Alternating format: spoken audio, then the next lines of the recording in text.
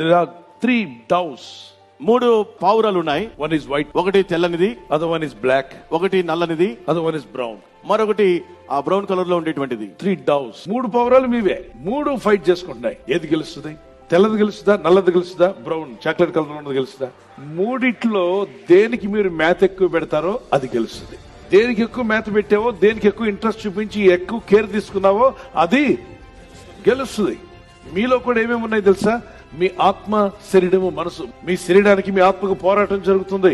నీ శరీరం ఒక మాట చెప్తే నీ ఆత్మ ఒక మాట చెప్తుంది, నీ మనసు ఒక మాట చెప్తుంది. మూడిట్లో ఏది గెలవాలని నువ్వు ఆలోచిస్తున్నావు ఆలోచించు.